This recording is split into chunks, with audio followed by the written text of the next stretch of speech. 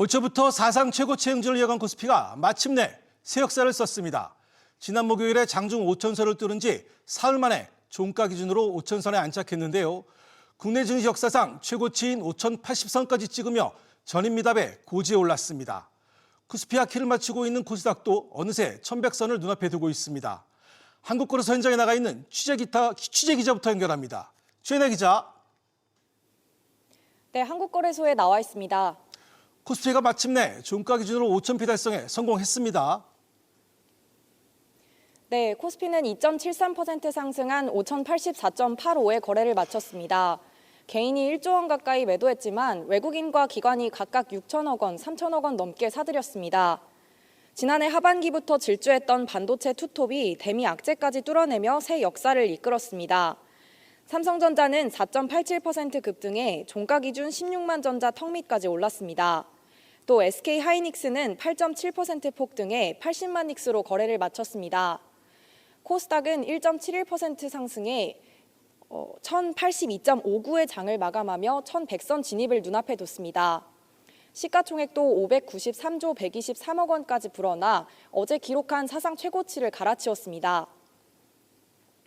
오늘 5,000피 달성이 코스피 역사 70년 만의 신기원이라면서요. 네, 그렇습니다. 지난 1956년 대한증권거래소가 출범한 지 70년 만의 성과입니다. 코스피는 5년 전인 지난 2021년 처음으로 3,000포인트를 돌파했습니다. 하지만 이후 장기간 2,000대에 머무르면서 비상계엄 사태가 있던 지난 2024년 2,300대에서 마무리했습니다. 지난해부터는 증시 부양책이 쏟아지면서 3,000을 다시 회복했는데요. 지난 10월 사상 처음으로 4,000을 돌파한 데 이어 석 달 만에 5,000 고지를 뚫었습니다. 증권사들은 올해 코스피 상단을 5,000대 중후반에서 6,000까지로 올려잡고 있습니다.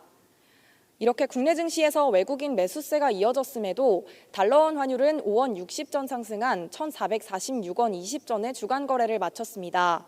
닷새 만의 상승인데요.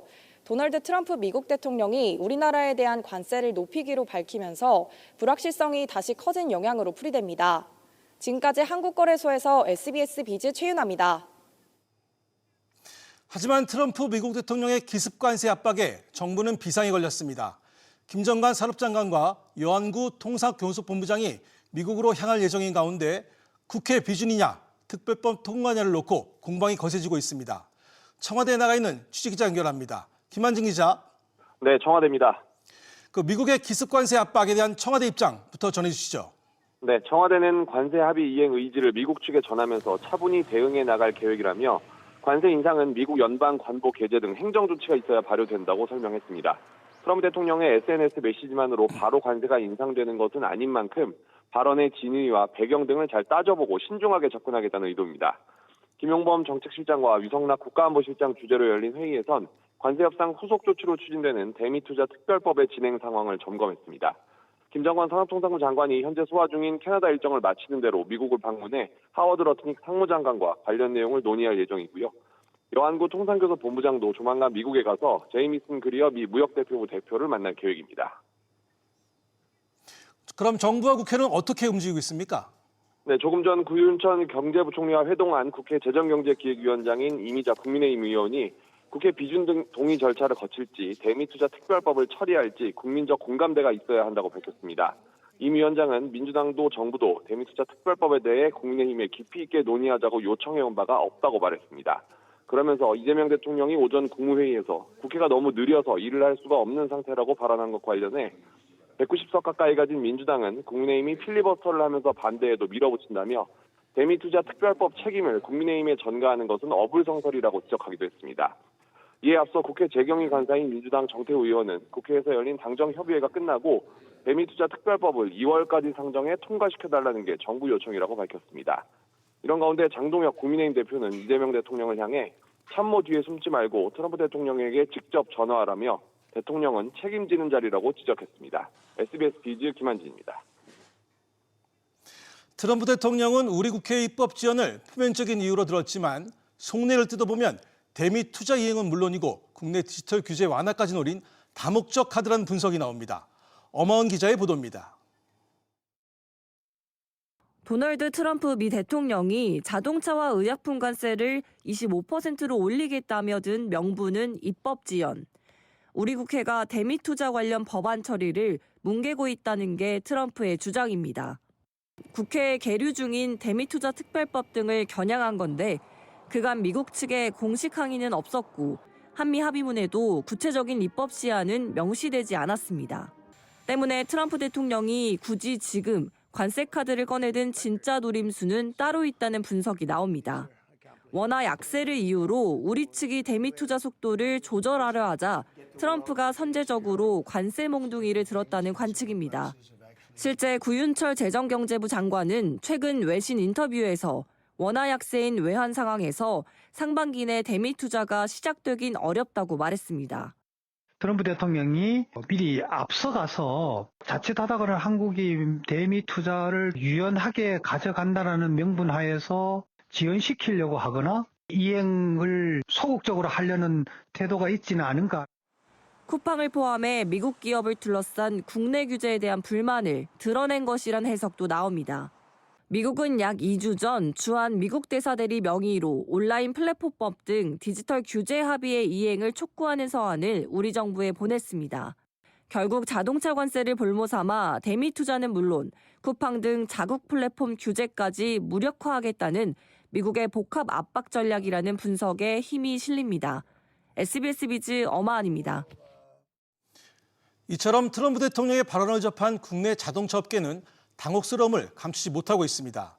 자동차 관세가 다시 25%로 인상될 경우 수익성 악화는 물론이고 생산과 투자 계획 전반에 대한 큰 폭의 수정이 불가피할 것으로 보입니다. 조슬기 기자가 보도합니다.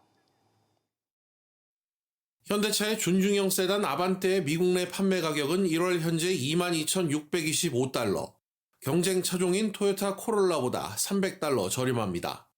현재 15% 관세가 유지될 경우 일본차에 비슷한 가격 우위를 점할 수 있지만 25%로 인상되면 상황은 완전히 뒤집힙니다. 아반떼 판매가는 코롤라보다 $1,900, 우리 돈으로 270만 원 더 비싸지게 됩니다. 똑같은 출발점이 다시 뒤처지는 거거든요. 수출 기반으로 하는 우리나라 입장에서는 굉장히 문제가 커진다는 거. 실제로 현대차와 기아는 지난해 관세 여파로 이미 작년 2분기와 3분기 5조 원에 가까운 손실을 경험했습니다. 트럼프 대통령 발언이 현실화할 경우 관세 비용이 연간 8조 원에 달하고 올해 영업이익 충격이 최대 11조 원에 이를 것이란 암울한 분석까지 나옵니다. 당장 벌어들일 돈이 줄어들면 미래 먹거리 투자도 위축돼 신사업 전환의 골든타임을 놓칠 수 있다는 우려가 나옵니다. 가장 중요한 것은 UAM이나 아틀라스 로봇이나 앞으로 투자 방향성에 대한 어떤 조율이 결국은 불확실성이 존재한다는 게 가장 큰 문제고요. 제약 바이오 업계도 긴장하고 있습니다. 한미 무역협정 수정을 통해 25%로 관세가 인상될 가능성을 배제할 수 없기 때문입니다. 삼성 바이오로직스 등은 상황을 예의주시하고 있고 셀트리온은 미국 내 생산시설을 강조하며 리스크 차단에 주력하는 모습입니다. SBS 비즈 조슬기입니다. 주식뿐만 아니라 금과 은 가격도 일제히 치솟고 있습니다.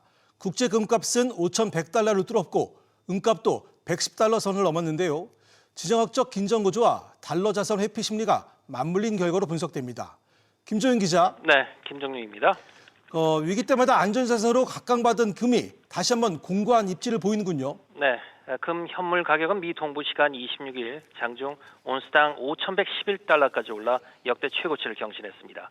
뉴욕 상품거래소에서 금 2월 인도분 선물 가격도 2% 이상 오른 5,082달러로 거래를 마쳤습니다. 지난해 64% 급등한 금값은 새해 들어서도 한 달 동안 17%나 뛰었습니다. 연초 베네수엘라, 그린란드 등 지정학적 불안에 최근 미일 정부의 엔화 애환 시장 개입이 미 달러 가치를 넉 달 만에 최저치로 떨어뜨렸습니다. 여기에 트럼프 대통령의 캐나다, 한국에 대한 관세 인상 위협은 투자자들이 금을 안전한 피난처로 판단하기에 충분하다고 팀 워터러 KCM 트레이드 수석 시장 분석관은 지적했습니다. 이에 소시에테 제네랄 등 투자은행들은 연말까지 금값이 6,000달러까지 오를 것이란 전망을 내놓고 있습니다. 금에 이어서 은값도 최고치를 경신했지요. 네, 뉴욕 상품거래소에서 미 동부 시간 26일 기준 은 3월 인도분 선물 가격도 14% 이상 오른 온스당 115달러로 사상 최고가의 거래를 마쳤습니다. 은 현물 가격도 온스당 117달러를 넘는 등 은값은 올 들어서만 50% 이상 올랐습니다. 최근 은값 급등에 국내 은 투자 관심도 늘고 있습니다. 신한은행의 실버뱅킹 잔액은 지난 23일 기준 총 3,463억 원으로 1년 새 7배 넘게 늘어났습니다. 지난해 9월 말 1,000억 원을 넘은 뒤 석 달 만인 12월 2,000억 원을 채웠고 한 달도 채 안 돼 다시 3,000억 원을 돌파했습니다. SBS 비즈 김정유입니다. 이처럼 금값이 연일 사상 최고치를 경신하면서 금 관련 투자 상품으로도 자금이 몰리고 있습니다. 실물 금은 물론이고 예금과 ETF 등 간접 투자 수요까지 확대되면서 금 랠리를 이끌고 있습니다. 이어서 이민우 기자입니다. 국제금 시세가 뛰자 국내 현물금 가격도 동시에 뛰었습니다. 순도 99.9%의 국내금 1g의 가격은 사상 최고가인 24만 3,650원으로 이번 달 들어서만 17% 가까이 올랐습니다. 금 한 돈 3.75g 가격도 올해 초 87만 9천 원에 그쳤지만 지난 23일 100만 원을 돌파하더니 이제는 105만 원 선을 넘보고 있습니다. 5대 은행의 골드바 판매액은 이달 들어 지난 23일까지 733억 원으로 한 달 전보다 2배 이상 늘었습니다. 월 평균 판매액도 웃도는 수치입니다. 일부 은행은 소형 골드바도 취급했으나 공급이 받쳐주지 못하면서 현재는 NH농협은행과 신한은행만 소형 골드바를 판매 중입니다. 0.01g 단위로 금을 매매할 수 있는 예금형 상품인 골드뱅킹 잔액도 지난해 3월 1조 원대로 올라온 이후 10개월 만에 2조 원을 넘어섰습니다. 투자 수요는 금 ETF로도 쏠립니다. 최근 6개월간 순유입 상위 15개 ETF 가운데 금 관련 ETF가 2개 포함됐고 각각 2조 원 이상 1조 원 가까운 자금이 유입됐습니다. 트럼프 대통령이 연초부터 강경한 대내 정책 기조를 이제 보이면서 안전자산에 대한 심리, 화폐가치에 대한 하락, 우리 어떤 심리 자체가 작용하는 부분도 있고 AI발 투자 수요도 있고 미 연준의 추가적인 금리 인하 기대감도 있기 때문에 금 강세 현상은 좀 이어지지 않을까 보고 있습니다. 국제금값이 온스당 5,000달러를 돌파한 가운데 투자은행 일각에서는 금값이 올해 7,150달러에 도달할 수 있다는 전망도 나옵니다. SBS 비즈 이민우입니다.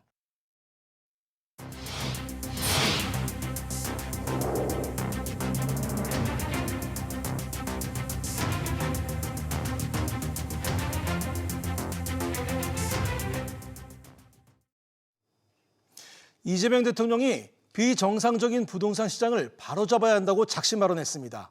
경제 성장을 위해선 부당한 이득에 대한 기대를 제어해야 한다고 강조한 건데요. 자세한 내용 취재기자 연결합니다. 김성훈 기자. 네, 김성훈입니다. 이 대통령이 구체적으로 어떤 얘기를 했습니까? 네, 이 대통령은 청와대에서 주재한 국무회의에서 비생산적인 부동산의 과도한 팽창은 필연적으로 거품을 키워 국민 경제 전반에 심대한 타격을 줄 수 있다고 지적했습니다. 그러면서 부동산 거품을 제대로 통제하지 못해 잃어버린 30년이란 큰 혼란을 겪은 이웃나라를 반면교사로 삼아야 한다며 일본 사례를 언급하기도 했습니다. 특히 고통과 저항이 두렵다는 이유로 불공정과 비정상을 방치하지 말아야 한다며 다주택자 양도소득세 중과 유예 조치를 연장하지 않겠다는 뜻을 다시 강조했는데요. 들어보시죠. 압력을 넣으면 바뀌겠지, 이런 기대들을 하는 경향이 일부에서 존재합니다. 힘세면 바꿔주고 힘없으면 그냥 하고 절대로 그렇게 해서는 안 된다는 말씀을 드립니다. 다만 시장이 원하는 적극적인 대책도 동시에 추진해야 한다면서 공급 대책도 속도를 내겠다는 뜻도 내비쳤습니다. 가격 띄우기 등 불법 행위도 시장을 왜곡시키는 요인인데 관련 대응도 속도를 내고 있다면서요. 네, 국무조정실은 부동산 감독원 출범 준비와 관련한 연구 용역 모집에 나섰습니다. 올해 출범 예정인 부동산 감독원은 여러 부처에 흩어져 있는 부동산 불법 행위 감독과 수사 기능을 총리실직 속 전담기구로 모아 대응력을 높인 게 특징인데요. 조직 목표와 성과지표 수립, 인력 구성과 운영 계획 등을 외부 연구에 맡겨 기구 출범 이후 바로 성과를 낼 수 있도록 준비에 속도를 내겠다는 구상입니다. SBS 비즈 김성훈입니다. 주택 공급 방식을 두고 정부와 엇박자를 내온 서울시가 이번엔 대출 규제를 풀어달라고 요구하고 나섰습니다. 이주비 대출 규제에 막혀 서울 도심의 정비 사업이 사실상 멈춰섰다는 건데요. 정부는 가계부채 관리가 우선이라며 난색을 표하고 있습니다. 최지수 기자. 네, 최지수입니다. 서울시가 작심하고 정부 규제를 비판했다면서요.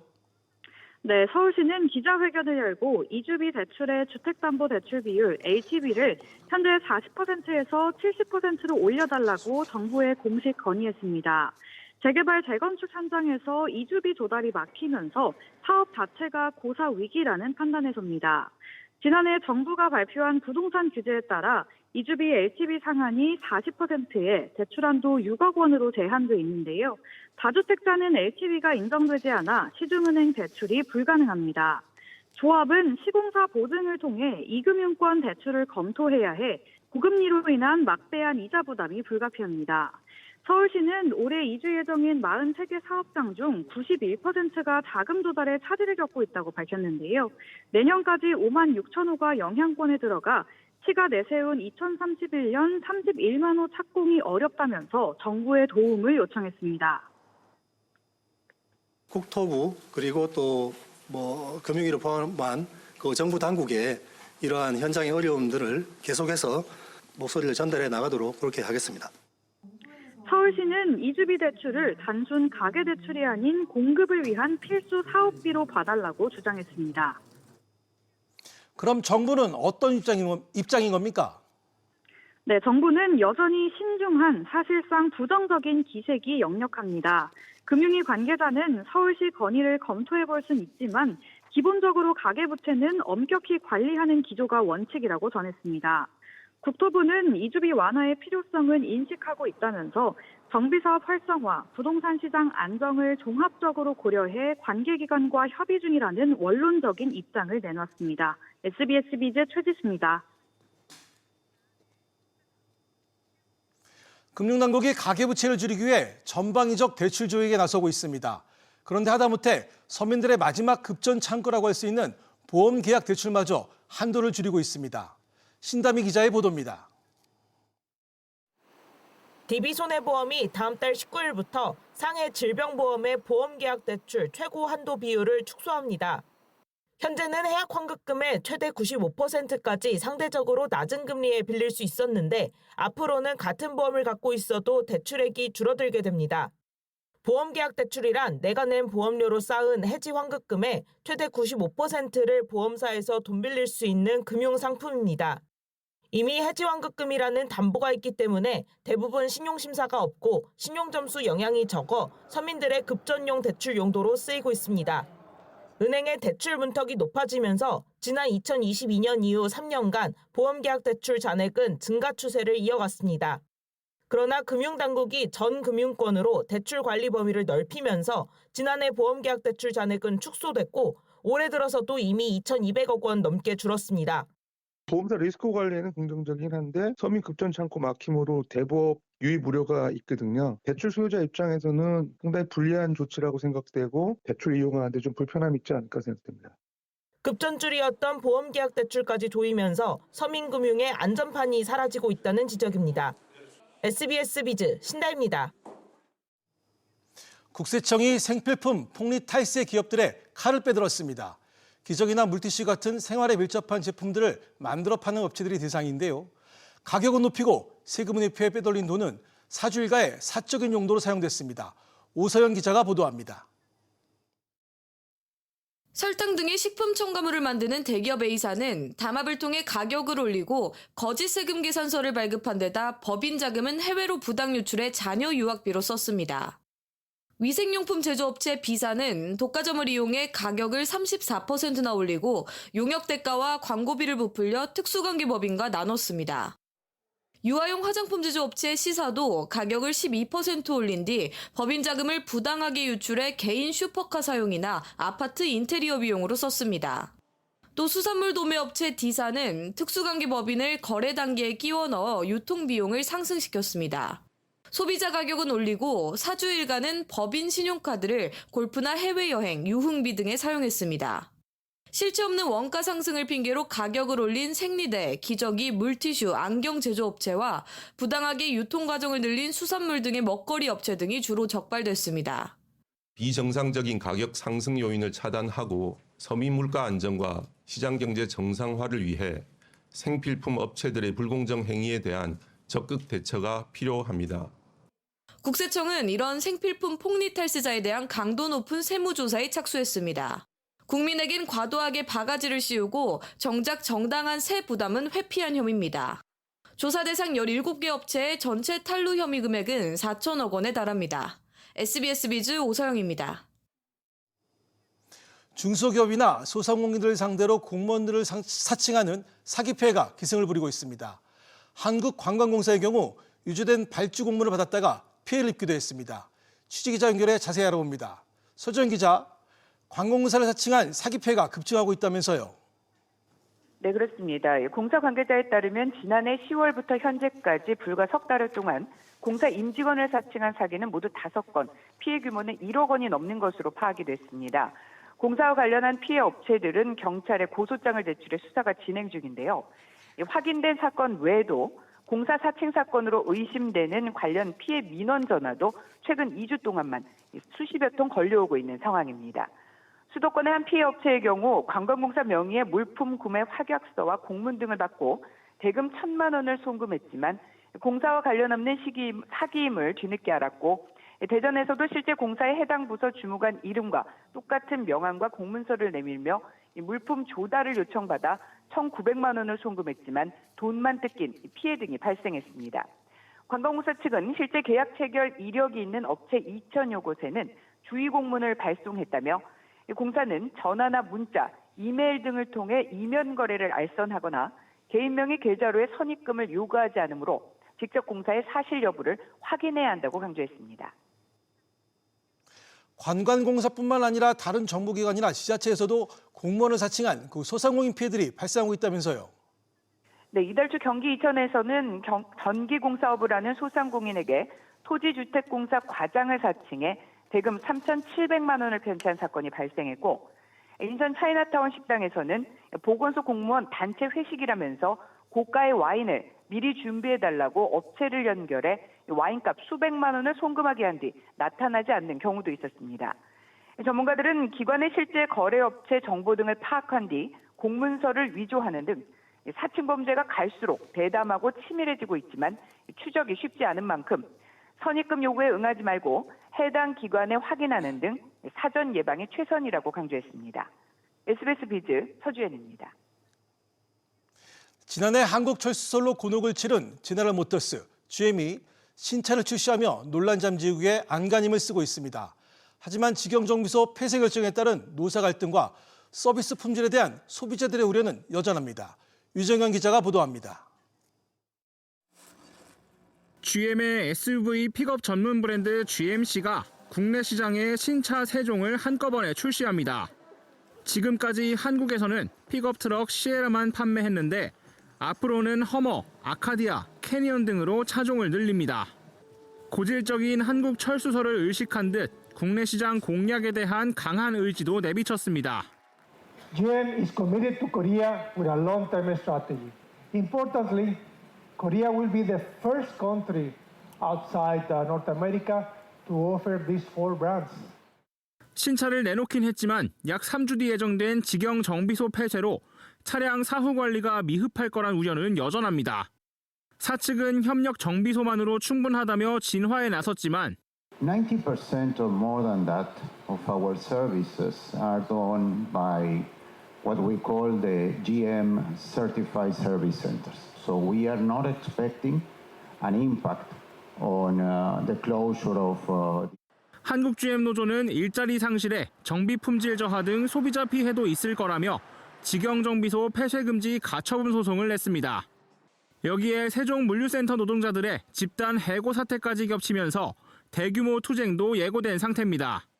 노동조합을 만들고 난 이후에는 승계를 안 하겠다라고 하면서 120명을 해고를 시켰던 사태가 발생했고요. 내일은 500여 명 정도 모이지 않을까 예상합니다.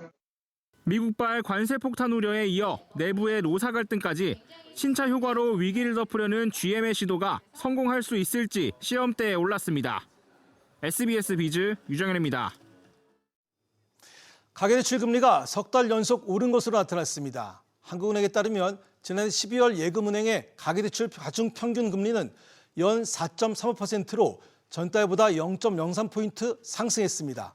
특히 신용대출 금리는 0.41%포인트 급등한 5.87%를 기록해 지난 2024년 12월 이후 가장 높은 수준을 보였습니다.